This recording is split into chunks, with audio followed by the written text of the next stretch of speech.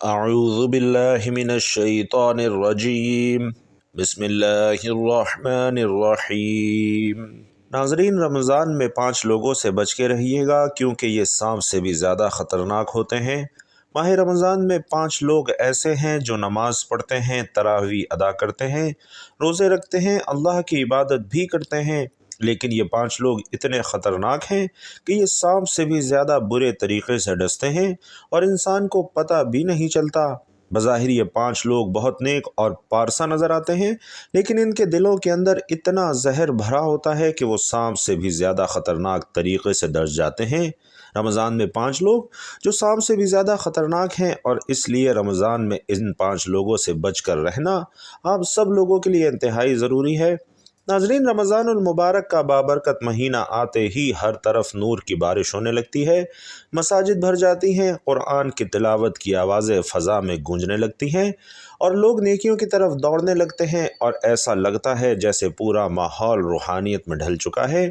مگر کیا آپ جانتے ہیں کہ اسی رمضان میں کچھ لوگ ایسے بھی ہوتے ہیں جو دیکھنے میں تو بہت ہی نیک، عبادت گزار اور پارسا نظر آتے ہیں، مگر حقیقت میں یہ لوگ سانپ سے بھی زیادہ خطرناک ہوتے ہیں۔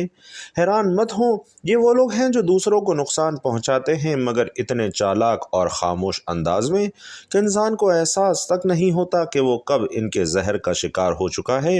رمضان میں شیطان تو قید کر دیا جاتا ہے، مگر یہ لوگ شیطان کے قائم مقام بن کر وہ کام کرتے ہیں جو عام دنوں میں شاید شیطان بھی نہ کر پائے۔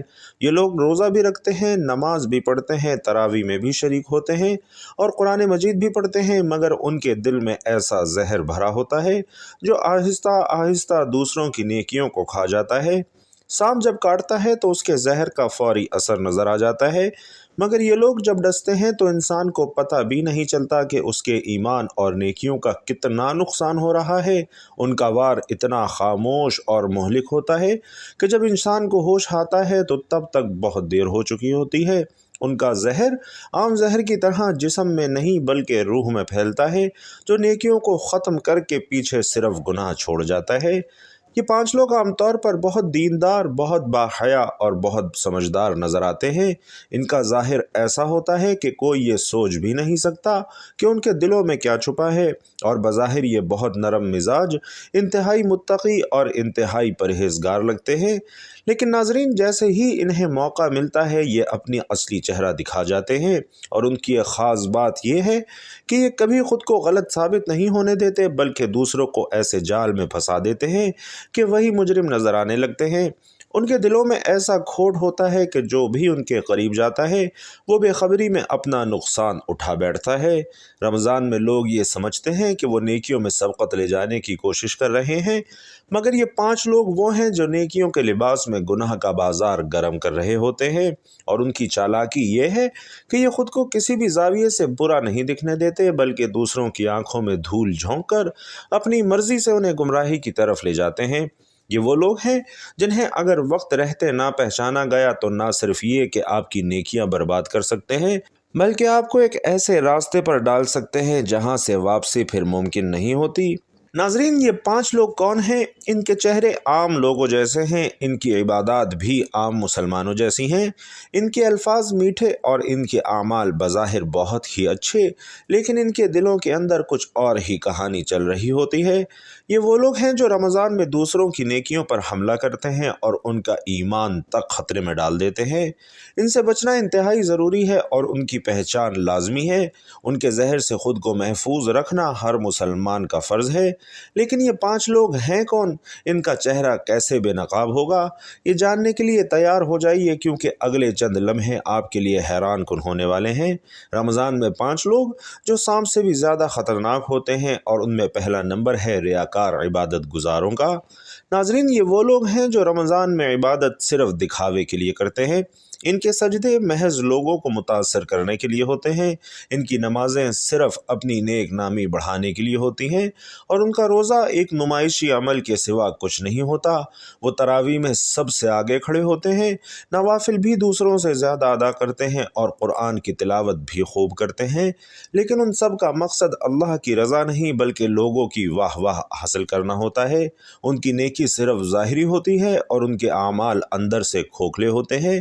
ایسے لوگ اپنی عبادت کے ذریعے دوسروں کو مرعوب کرنے کی کوشش کرتے ہیں، مگر حقیقت میں وہ اپنی نیکیوں کو ضائع کر رہے ہوتے ہیں۔ یہ لوگ ہر محفل میں اپنی دینداری کے قصے بیان کرتے ہوئے بھی دیکھے جاتے ہیں۔ کہتے ہیں الحمدللہ میں نے تو آج 4 قرآن مجید مکمل کر لیے ہیں، میں نے اتنی نفلیں پڑھ لی ہیں کہ میری رات عبادت میں گزر گئی۔ لیکن ناظرین، در حقیقت یہ سب خود کو بہتر ثابت کرنے کے لیے کیا جا رہا ہوتا ہے۔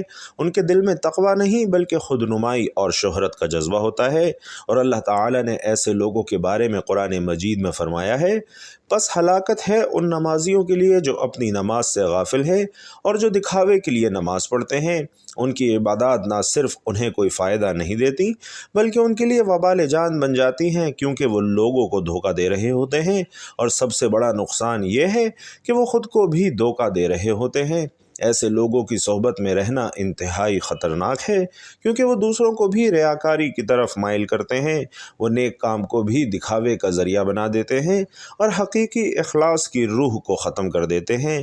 ان کے ساتھ رہنے والا شخص بھی آہستہ آہستہ ایسی ہی سوچ اپنا لیتا ہے، اور پھر اس کی عبادات بھی محض رسم بن جاتی ہیں۔ ناظرین، رمضان میں خاص کر ان لوگوں سے بچنا انتہائی ضروری ہے، کیونکہ ان کی صحبت میں رہ کر ہم بھی اپنی نیکیوں کو ضائع کر سکتے ہیں، اور وہ اخلاص جو نیکی کی اصل جان ہے وہ ختم ہو سکتا ہے۔ ناظرین، دوسرے نمبر پر وہ لوگ آتے ہیں جو دوسروں کو حقیر سمجھتے ہیں اور ان کے لیے ناصح ہوتے ہیں۔ یہ وہ لوگ ہوتے ہیں جو رمضان میں دوسروں کو نیکیوں کی تلقین تو کرتے ہیں لیکن خود ان نصیحتوں پر عمل نہیں کرتے۔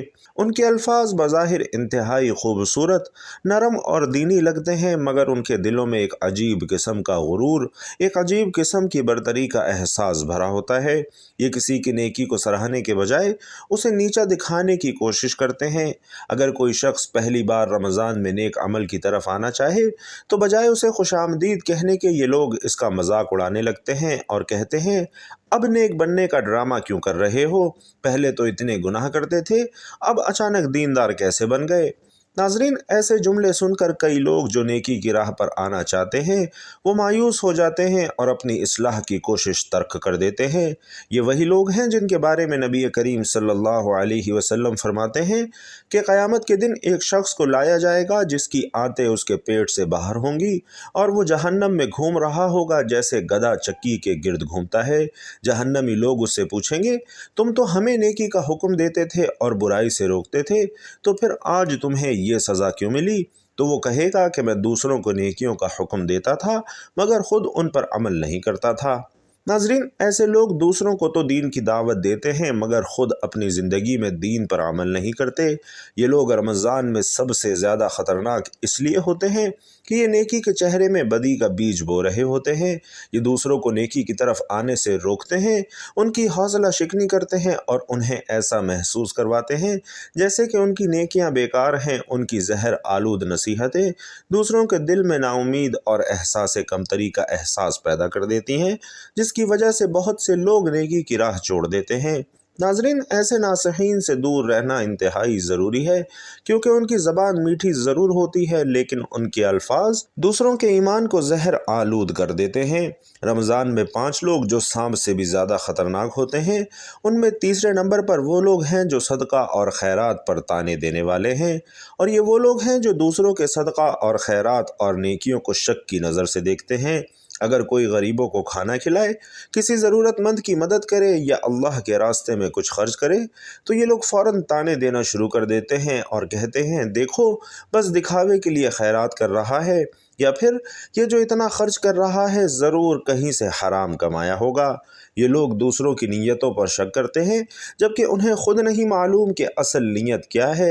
اللہ تعالی نے قرآن مجید میں ایسے لوگوں کے بارے میں فرما دیا ہے کہ جو لوگ اپنے مال اللہ کی راہ میں خرچ کرتے ہیں اور پھر نہ احسان جتاتے ہیں اور نہ کسی کو تکلیف دیتے ہیں، ان کے لیے ان کے رب کے ہاں بڑا اجر ہے۔ یہ لوگ دوسروں کے خیرات کو روکنے کے لیے طرح طرح کے جملے بولتے ہیں تاکہ لوگوں کے دلوں میں نیکی سے دوری پیدا ہو جائے اور یہ دوسروں سے زیادہ نیک نظر آ سکیں۔ اگر کسی نے مسجد کے لیے چندہ دیا تو فوراً کہیں گے یہ سب نام کے لیے کر رہا ہے۔ اگر کسی نے یتیموں کی مدد کی تو کہیں گے یہ شہرت چاہتا ہے۔ اور ان کے طعنوں کی وجہ سے کئی لوگ جو اللہ کی رضا کے لیے خرچ کرنا چاہتے ہیں وہ رک جاتے ہیں اور یہ سوچنے لگتے ہیں کہ کہیں لوگ انہیں ریاکار نہ سمجھ لیں۔ ناظرین، یہ وہ لوگ ہیں جو رمضان میں دوسروں کی نیکیوں پر سوالیہ نشان لگا کر انہیں نیکی سے روکنے کی کوشش کرتے ہیں۔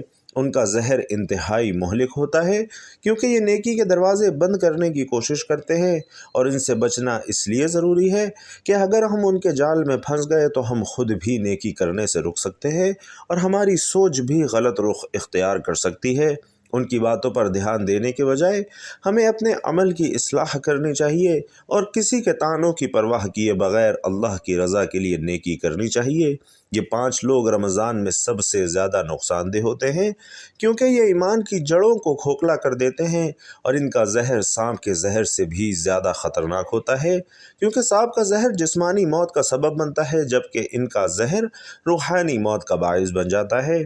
ایسے لوگوں سے بچنے کے لیے ضروری ہے کہ ہم اپنی نیتوں کو خالص رکھیں، ریاکاری سے دور رہیں، غیبت اور تکبر سے بچیں، دوسروں کی نیکیوں کی قدر کریں اور کسی کی نیت پر شک نہ کریں۔ ناظرین، رمضان میں 5 لوگ جو سانپ سے بھی زیادہ خطرناک ہیں، ان میں چوتھے نمبر پر وہ ہیں جو غیبت کر کے روزہ رکھنے والے ہیں۔ یہ وہ لوگ ہیں جو بظاہر تو روزے دار معلوم ہوتے ہیں، مگر ان کی زبان کسی سانپ کے ڈنگ سے کم نہیں ہوتی۔ وہ دن بھر بھوکے اور پیاسے رہتے ہیں، لیکن دوسروں کی عزت اور نیکیاں کھانے میں مصروف رہتے ہیں۔ ان کا روزہ صرف کھانے پینے سے رکنے کا نام ہوتا ہے، مگر ان کی زبان کا زہر ہر جگہ پھیل رہا ہوتا ہے۔ وہ کسی نہ کسی بہانے دوسروں کی برائی کرتے رہتے ہیں، دوسروں کے عیب تلاش کرتے ہیں، اور محفلوں میں لوگوں کی عزت اچھالنے میں خوشی محسوس کرتے ہیں۔ ان کے بارے میں نبی علیہ الصلاۃ والسلام فرماتے ہیں کہ کتنے ہی روزہ دار ایسے ہیں جنہیں روزے سے سوائے بھوک اور پیاس کے کچھ نہیں ملتا۔ ناظرین، ایسے لوگ بہت خطرناک ہوتے ہیں، کیونکہ وہ نیکی کی چادر اوڑھ کر دوسروں کے کردار کو داغدار کرتے ہیں۔ اگر ان کی محفل میں بیٹھو تو وہ کسی نہ کسی کی برائی کرنا شروع کر دیتے ہیں۔ وہ شخص تو اتنا نیک بنتا ہے، مگر حقیقت میں کیسا ہے؟ فلاں نے رمضان میں نیک بننے کی کوشش کی، مگر میں جانتا ہوں کہ وہ پہلے کیا کیا کرتا تھا۔ وہ خود کو بہتر اور دوسروں کو برا ثابت کرنے میں مہارت رکھتے ہیں، اور ان کے الفاظ دوسروں کی نیکیاں برباد کر دیتے ہیں۔ غیبت کرنے والے روزہ داروں کے ساتھ رہنا انتہائی خطرناک ہے، کیونکہ ان کی باتوں میں آ کر ہم بھی ان کے زہر کا شکار ہو سکتے ہیں۔ اگر ہم کسی کی غیبت سنتے ہیں تو ہم بھی اس گناہ میں شریک ہو جاتے ہیں، اور اگر ہم نے کسی کی برائی پر خاموشی اختیار کر لی تو ہم نے اپنی نیکیوں کو ضائع کر دیا۔ اس لیے رمضان میں ان لوگوں سے دور رہنا انتہائی ضروری ہے، کیونکہ یہ نیکی کے بھیس میں ایمان کی جڑیں کھوکھلی کر رہے ہوتے ہیں۔ اور ناظرین، رمضان میں 5 لوگ جو سانپ سے بھی زیادہ خطرناک ہیں، ان میں 5واں نمبر تکبر کرنے والے حاجی اور نمازی لوگوں کا ہے، کہ یہ وہ لوگ ہیں جو نیکیوں کے بعد غرور میں مبتلا ہو جاتے ہیں۔ وہ سمجھتے ہیں کہ ان کی عبادت انہیں دوسروں سے برتر بنا دیتی ہے، اور ان کے چہروں سے ایسا تاثر ملتا ہے جیسے وہ جنت کے مستقل رہائشی ہیں۔ یہ ہر وقت دوسروں کو نیچا دکھانے کی کوششوں میں لگے رہتے ہیں۔ اگر کوئی عام شخص کوشش کرے کہ وہ نیک بن جائے تو یہ لوگ اسے حقارت کی نظر سے دیکھتے ہیں اور کہتے ہیں، اب نیک بننے کی کیا ضرورت ہے؟ پہلے تو ایسا نہیں تھا۔ ان کے دلوں میں عاجزی نہیں ہوتی، بلکہ وہ دوسروں کو حقیر سمجھتے ہیں اور خود کو بہتر ثابت کرنے میں لگے رہتے ہیں۔ ایسے لوگ دوسروں کو نیکیوں سے بدظن کر دیتے ہیں، اور ان کے رویے کی وجہ سے کئی لوگ عبادت کرنے سے گھبرانے لگتے ہیں، کیونکہ وہ سمجھتے ہیں کہ کہیں انہیں بھی ایسے جملے نہ سننے پڑیں۔ ان کے تکبر کا زہر دوسروں کے دلوں میں حسد اور مایوسی پیدا کر دیتا ہے، اور وہ اپنے غرور کی وجہ سے اپنی نیکیاں برباد کر دیتے ہیں۔ رمضان میں تکبر کرنے والوں سے بچنا بہت ضروری ہے، کیونکہ وہ لوگوں کو نیکی کی راہ سے ہٹا دیتے ہیں، اور وہ اپنی نیکیوں پر اتراتے ہیں، دوسروں کو کمتر سمجھتے ہیں۔ حالانکہ نیکی کرنے کے بعد سب سے ضروری چیز ناظرین عاجزی ہوتی ہے۔ اگر نیکی کے بعد تکبر آ جائے تو وہ نیکی کسی کام کی نہیں رہتی، اور اللہ تعالیٰ قرآن مجید میں فرماتے ہیں کہ اللہ کسی متکبر اور فخر کرنے والے کو پسند نہیں کرتا۔ اللہ تعالیٰ ہمیں ان تمام لوگوں کے شر سے محفوظ رکھے، اور رمضان کے حقیقی فیوز و برکات حاصل کرنے کی توفیق عطا فرمائے۔ آئیے بھائیوں اور بہنوں، مل کر اللہ رب العزت کے سامنے دست دعا دراز کرتے ہیں۔ اللہم صلی علی محمد وعلی آل محمد کما صلیت علی ابراہیم وعلی آل ابراہیم انک حمید مجید۔ اللہم بارک علی محمد وعلی آل محمد کما بارکت علی ابراہیم وعلی آل ابراہیم انک حمید مجید۔ اے اللہ، اے ساری کائنات کے شہنشاہ، اے ساری مخلوق کو پالنے والے، اے زندگی موت کا فیصلہ کرنے والے، اے آسمانوں اور زمینوں کے مالک، اے پہاڑوں اور سمندروں کے مالک، اے انسانوں اور جناتوں کے معبود، اے عرش اعظم کے مالک، اے فرشتوں کے معبود، اے عزت اور ذلت کے مالک، اے بیماروں کو شفا دینے والے، اے بادشاہوں کے بادشاہ، اے اللہ، ہم تیرے گناہ گار بندے ہیں، تیرے خطا کار بندے ہیں، ہمارے گناہوں کو، ہماری خطاؤں کو معاف فرما۔ اے اللہ، ہم اپنے اگلے پچھلے صغیرہ کبیرہ سبھی گناہوں، خطاؤں اور نافرمانیوں پر شرمندہ ہیں، تجھ سے معافی مانگتے ہیں۔ اے اللہ رب العزت، ہم اپنے گناہوں سے توبہ کرتے ہیں، تو توبہ قبول کرنے والا، توبہ کو پسند فرمانے والا ہے۔ ہماری دعا قبول فرما اور ہمیں بخش دے۔ اے اللہ، ہم گناہ گار ہیں، سیاہ کار ہیں، بدکار ہیں، تیرے احکام کے نافرمان، ناشکرے ہیں، لیکن میرے معبود تیرے نام لیوا بندے ہیں۔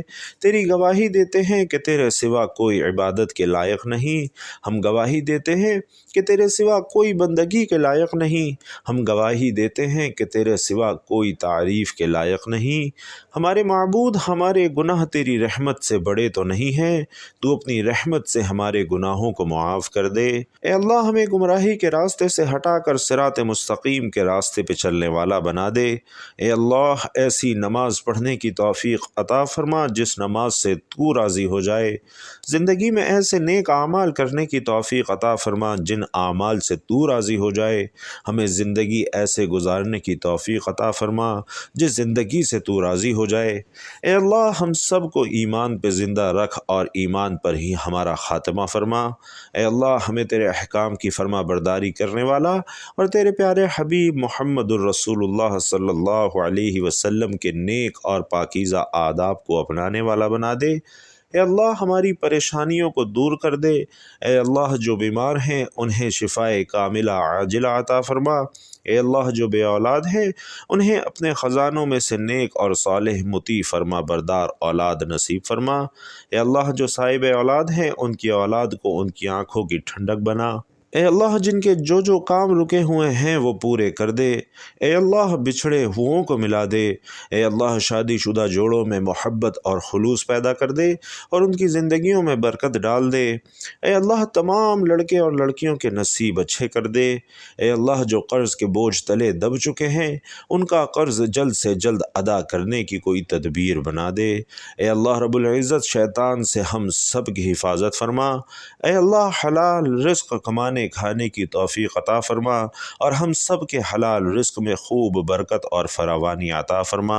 اے اللہ، تیرے پیارے حبیب محمد الرسول اللہ صلی اللہ علیہ وسلم نے تجھ سے جن جن خیر کی دعائیں کی ہیں ان تمام دعاؤں میں ہمارا بھی حصہ شامل فرما، اور تیرے پیارے حبیب محمد الرسول اللہ صلی اللہ علیہ وسلم نے تجھ سے جن جن شرور سے پناہ مانگی ہے ان تمام شرور سے ہمیں بھی پناہ عطا فرما۔